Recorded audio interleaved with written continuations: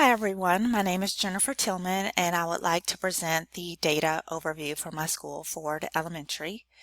The intended audience is the administration and the fifth grade team of Ford Elementary School. The purpose of this presentation is to take a closer look at the academic performance of our school as a whole and the performance of our fifth graders as shown on the state CRCT. First, I will present an overview of Ford, including demographic information for our school over the last 4 years. Then we will look at our CRCT data for 2012, 2013, and 2014, and compare our scores to third through fifth graders across the county and across the state.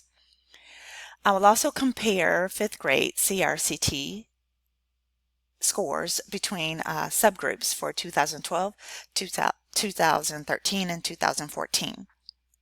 Lastly, I'll present areas of strengths and areas of improvement from our observations to determine student learning problems and present possible solutions to those learning problems.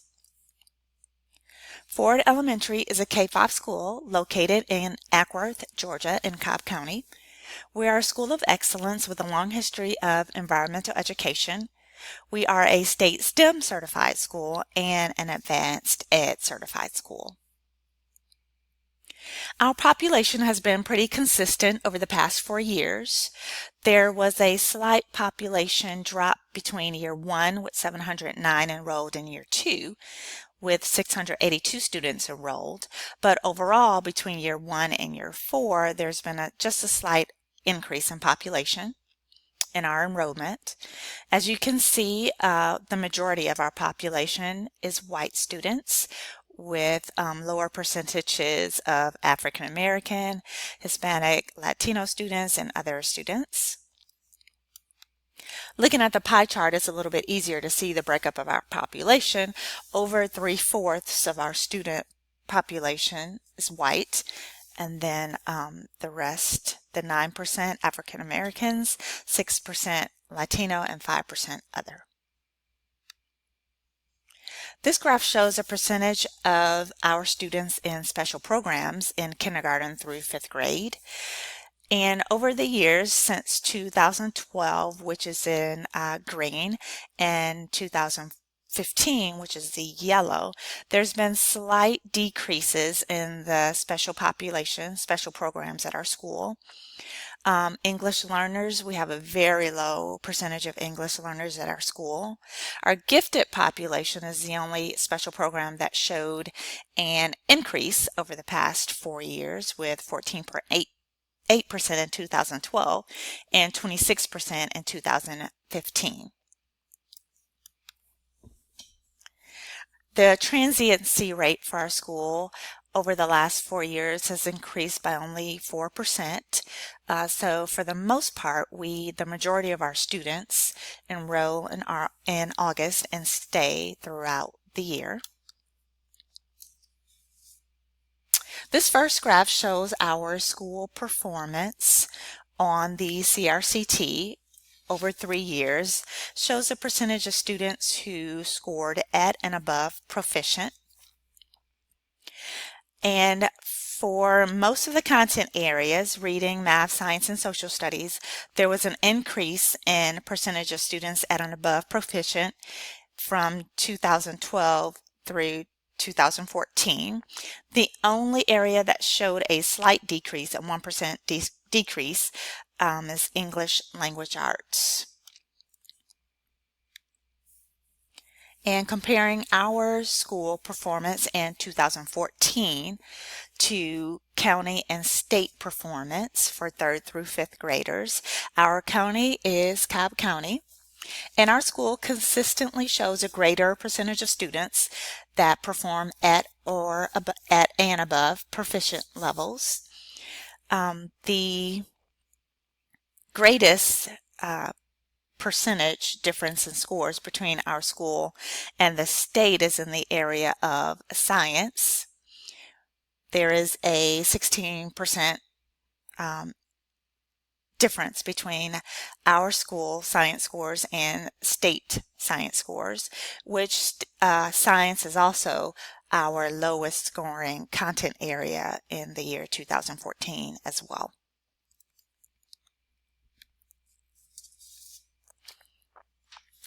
This graph shows our score performance on the reading CRCT by race over the 3 years, and the white population, which is in green, African American and Latino populations. All ethnic groups showed an increase from year to year in the percentage of students scoring above above proficient, with the exception of the Latino group, which actually showed a decrease from year 2 to year 3 in the percentage of students scoring above proficient.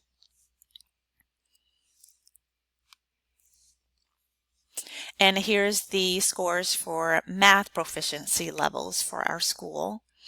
And here again, all of the race groups increased in the percentage of students scoring above proficient level. And then here, African American, the African American subgroup scored the lowest for above proficient math students. And I'll speak a little bit more about that later when I talk about our achievement gaps.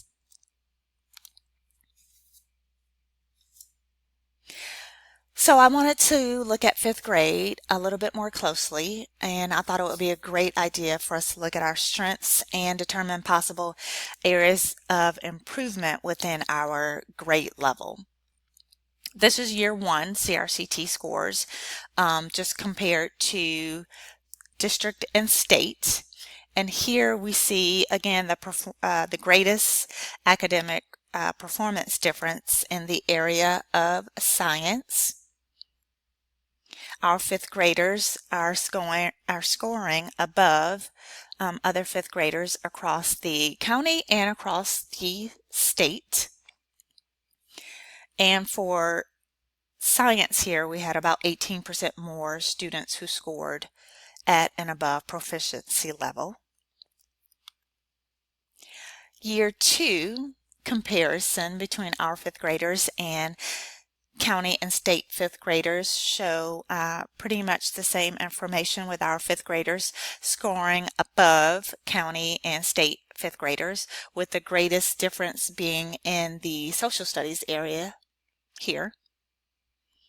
And also, I'm sorry, year 1, the greatest difference was social studies as well. So year 1 and 2, the greatest difference is social studies.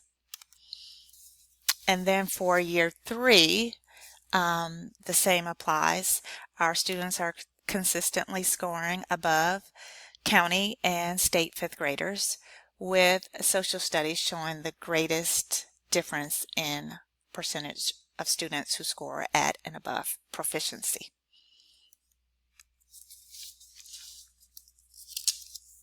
Now let's take a look at the performance of our 5th grade students on the English Language Arts, Reading, and Math sections of CRCT by race.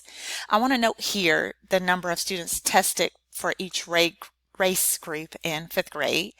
There were no Latino 5th grade students tested, and there were only 16, 14, and 11 African American 5th graders tested for year 1, year 2, and year 3. So I'm going to talk a little bit more about year 3. So there were only 11 African American students who were tested for year 3. So this first graph shows the reading disaggregated by race. And again, the percentage levels of students performing above proficiency increase from year 1 to year 3, with 63% of African Americans scoring above, and then 90% of African Americans scoring above proficiency in the area of reading. So between white students and African American students, there's a little bit of a gap of students performing above proficiency in reading.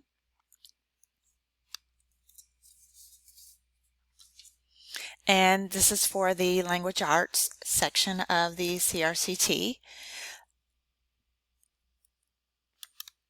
This white student population, 60% above and 66% above on year 3.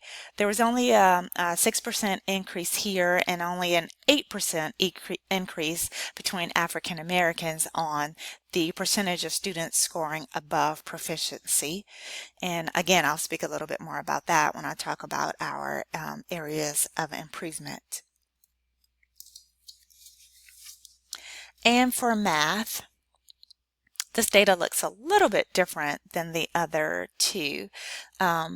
The white population scored 74% above proficiency, and then a great increase to 91% above proficiency in 2014. And the African American population, there were 69% that scored above proficiency in year 1 and 60%. There was a 9% decrease here in the percentage of African American students who scored above proficiency.